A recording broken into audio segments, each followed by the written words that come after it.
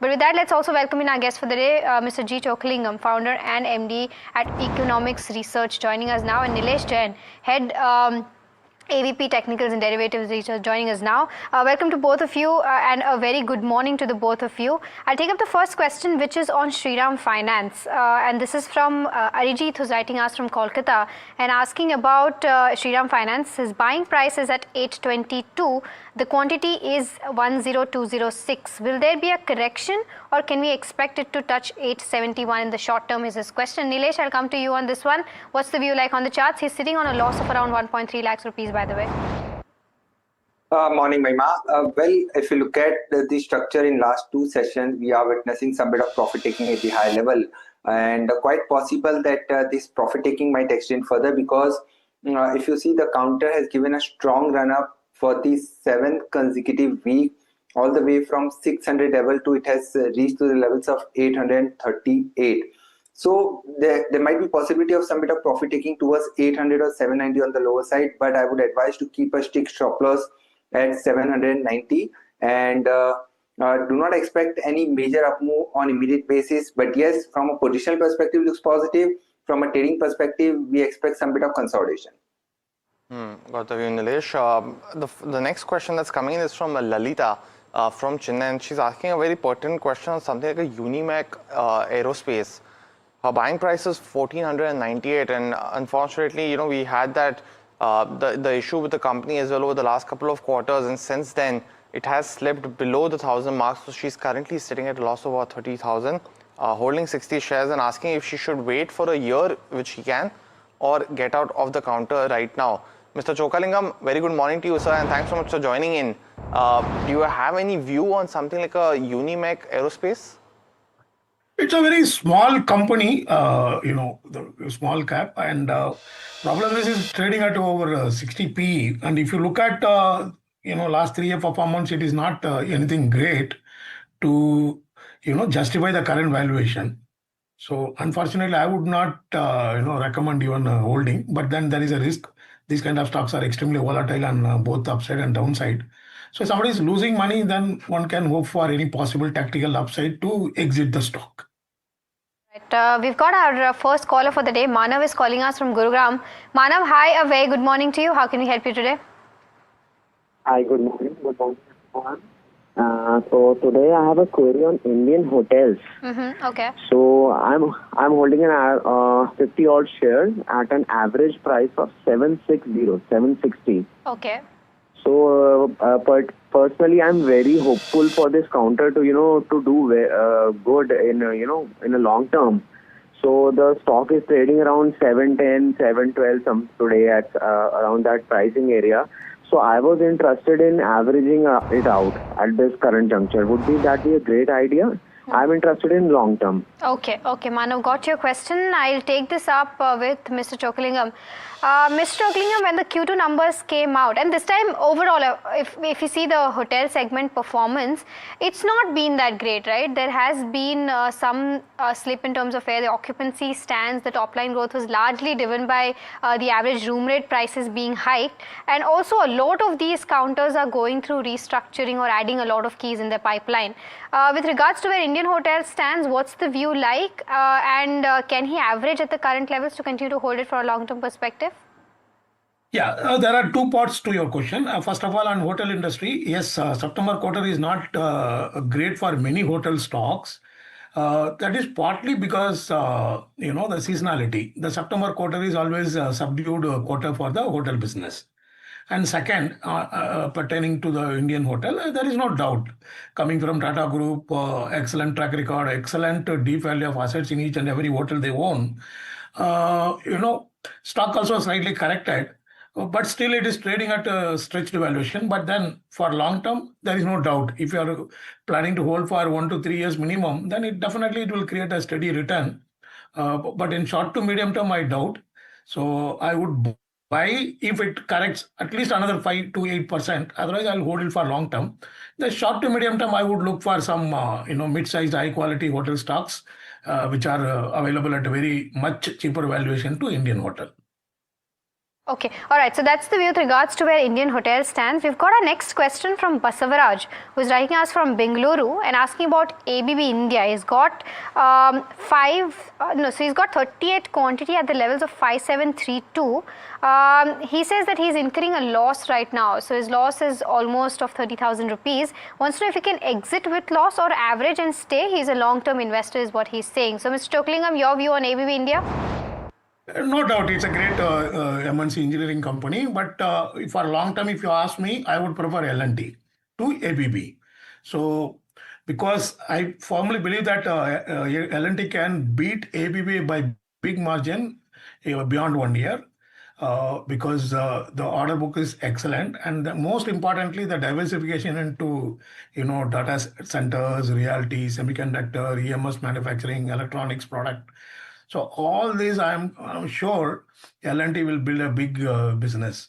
And my long-term vision, it's not a forecast, is that in the next 3 to 5 years, L&T can give birth to a couple of more L&T companies on the stock market by demerging and listing the way they've done L&T Finance.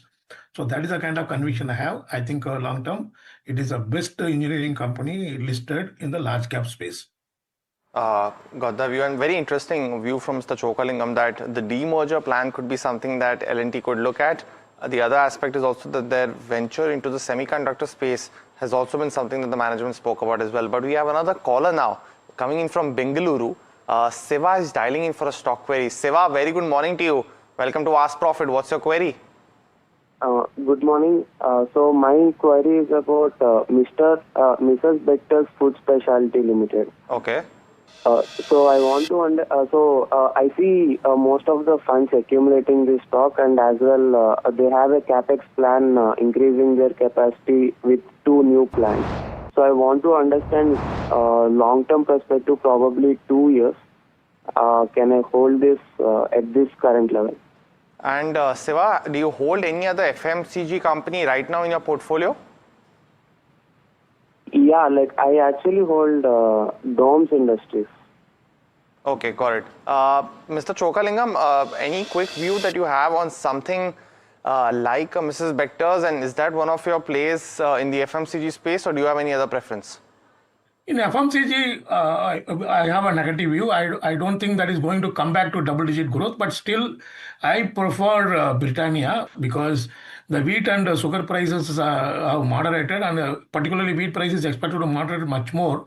There is a record level of sowing of wheat crop in this season. And even the management indicated second half would be far better than the first half for Britannia. So my uptick in FMCG is on Britannia. But coming to Mrs. Bector's, yes, stock has already corrected a lot. So though it is slightly stretched, it has been growing quite consistently on an annual basis. It's not reflected in the net profit because there's a lot of depreciation charges, which indicates a good amount of expansion. So at current price, one can continue to hold Mrs. Bector's for long term. Okay, all right. So that's with regards to where Mrs. Bector's is concerned. But on to breaking news. ED arrests Manoj Kaur, MD of JP Infratech, in cheating case involving home buyers. My colleague Shrimi joins us with more details. Shrimi? Yeah, that's right. Big action coming from Enforcement Directorate. The agency has arrested Manoj Kaur in connection with alleged large-scale fraud and money laundering case involving home buyers, and it's come as a part of ongoing investigation into what agency is describing as 12,000 crore scam linked to diversion and siphoning of funds collected from thousands of home buyers. And what we are picking from official that this arrest is tied to a probe under PMLA, and in May this year, the ED had conducted searches at multiple locations across Delhi, NCR, and including Bombay as well, where the premises were linked to JP Infra and individual associated with the group. So that searches actually yielded a lot of documents and digital evidences related to this alleged fund diversion, and now ED has arrested and expected to present Manoj Kaur in the court today, seeking remand for questioning is what indication we are getting. And remember, this whole case started with the construction delays and undelivered flats the primary focus of the investigation in the JP Bush Town project, where promoters started selling flats in 2010-11 with a promised delivery timeline of 3 years. But by 2017, actually, there has been mounting delays that have triggered the widespread protests by home buyers, and then the multiple FIR has been filed. So for now, further details on the ED finding is awaited, but what we have been picked up that the Manoj Kaur will be presented in the court today, where ED is going to seek remand for questioning. Thanks so much for that, Shrimi. But let's continue with taking a few more queries as well. The next one that we're getting into is something like a Yatra, and that's something that Mahima covered yesterday as well. Very strong set of numbers from the company. And our viewer Kishore from Hyderabad is holding 500 shares at 154, asking if he should add more or hold at the current junction that he's bought it at, because he's definitely sitting on gains. Mr. Chokalingam, any quick view that you have on something like a Yatra, because post listing the first 2 years between 2023 and 25 there was hardly any movement, and now over the last couple of quarters we started to see that trajectory. Any view? Yeah, things are improving for the company. Of course, the valuation is stretched, but then that is the case with most digital companies. Therefore, one can continue to hold for a medium to long term Yatra stock.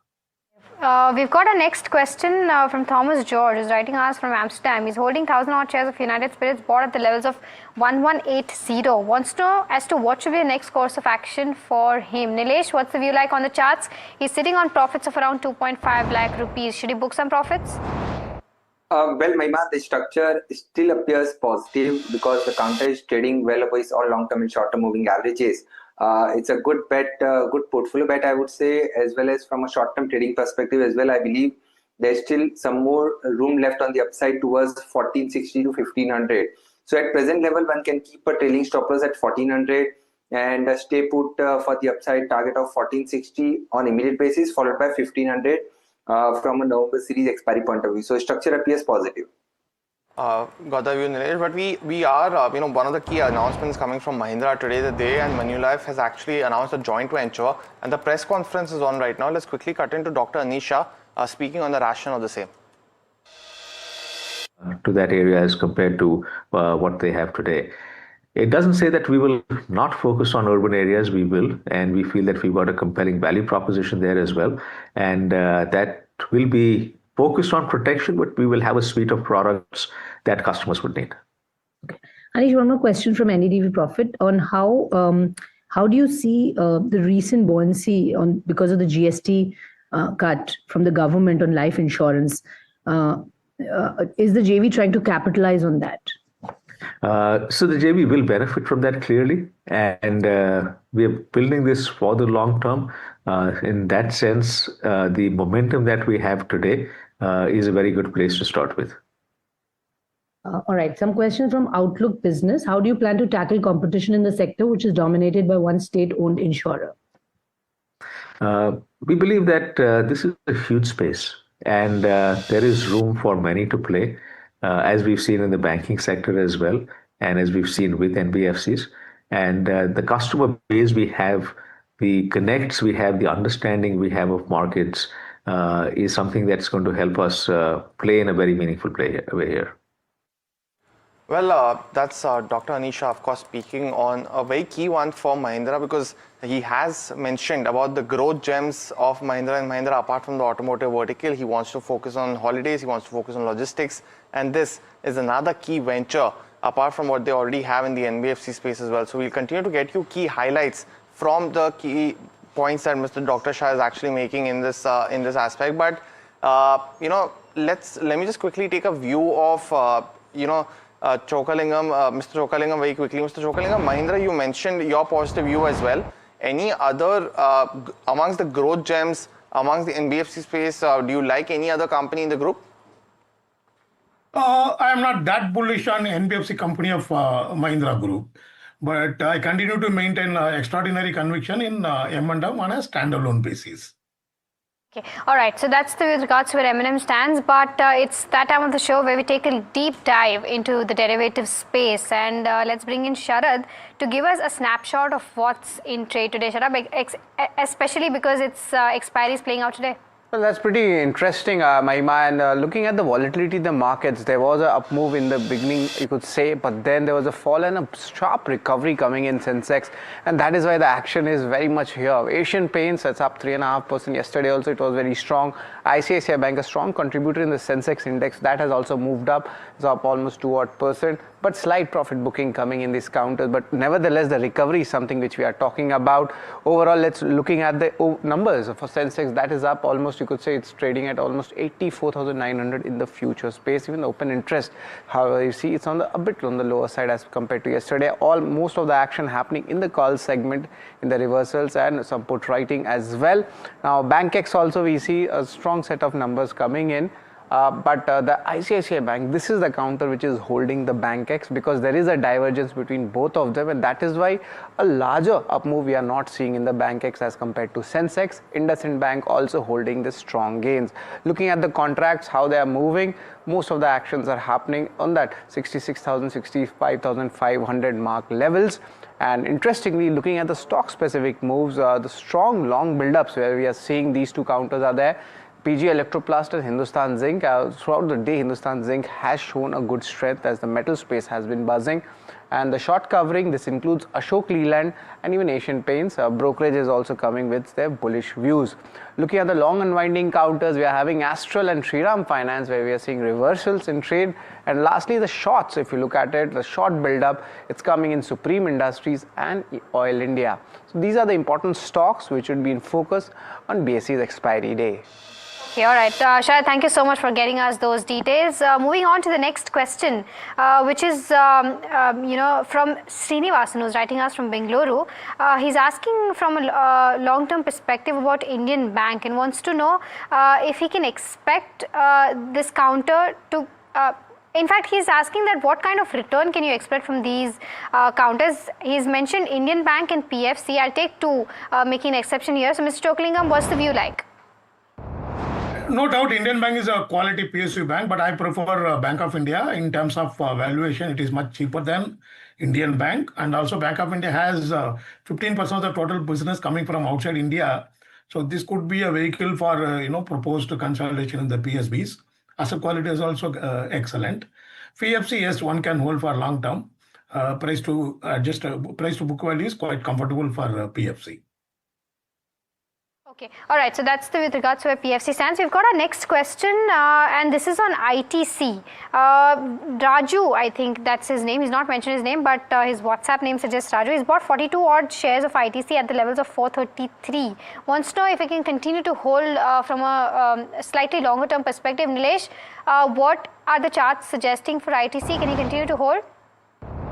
Well, Mahima, no doubt, we have seen a lot of consolidation in this particular counter. In last year, in the month of September, we saw a high somewhere around 470, but soon after that, we have seen a constant decline.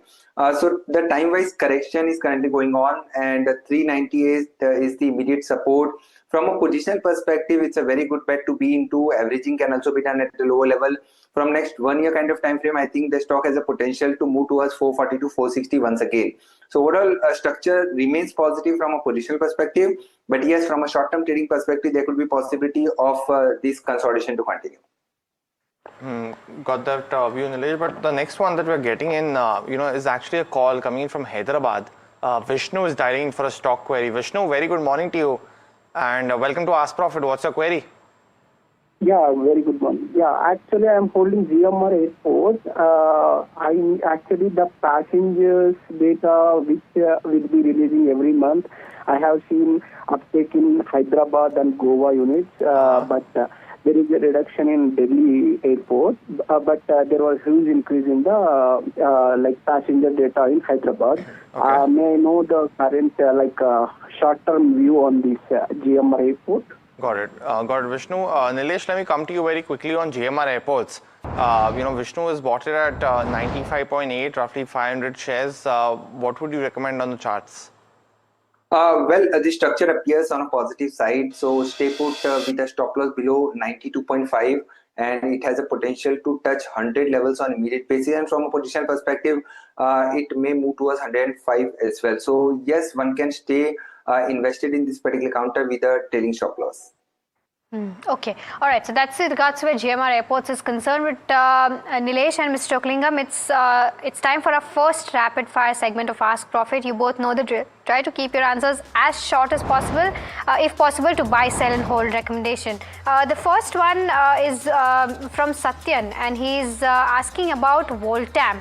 And he's asking with regards to this counter. It has seen a recent downtick of around 16%. Mr. Chocklingam, what's the view like? We have a buy recommendation at current price. The next one, Sanofi Consumer. Jigar from Mumbai is asking, he's been holding for 5 years. Any view, Mr. Chockalingam? I prefer About India to Sanofi. Okay, GE Shipping is the next one. Sunita from Hyderabad is holding at the levels of 1010. From a short-term perspective on the charts, Nilesh? Stay invested for upside target of 1200 plus. Stop loss should be placed at 1105.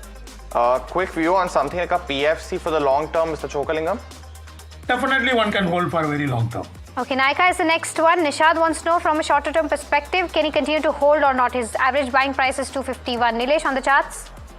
Yes, keeping buy price is a trailing stop loss. One can stay invested for 270 plus target.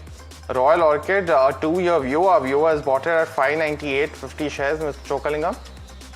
I would sell the stock. Okay, HDFC Bank is the next one. Vishaka from Bengaluru wants to know if she can buy at the current levels. Nilesh, your view on the charts? Yes, it can be bought keeping a stop loss below 960 for upside target of 1020, 1040 for next 1 to 2 months time frame. Karan is holding Zuari Industry at since 2018, actually at 116 rupees per share. Nilesh, should he continue to do that? Yes, absolutely. It has already been a multi-bagger counter. So 420 to 450 kind of levels can be seen on the upside. Keep a trailing stop loss at 310. Senco Gold is the next one. Usha wants to know if she can still continue to hold given the strong Q2 numbers. Mr. Chocklingam, your view? I don't track this stock, I'm sorry. Mr. Chocklingam, KPI Green, if you track it at 626 is what Navdeep has bought. Your view? One can hold for short to medium term. Well, with that, that's the end of the first round of the rapid fire for Ask Profit today. We'll just slip into a very short break, come back on the other side with a lot more queries. Stay tuned for more.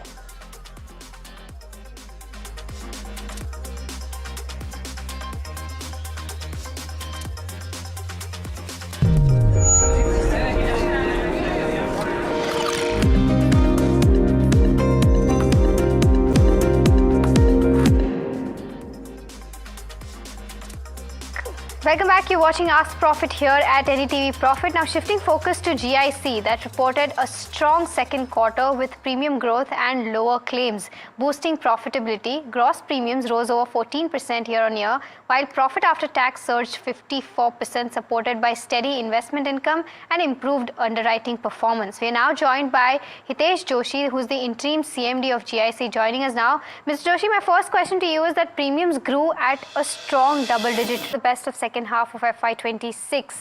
So that's the management of GIC. Let's try to pull the stock up and see as to what it's doing in trade today.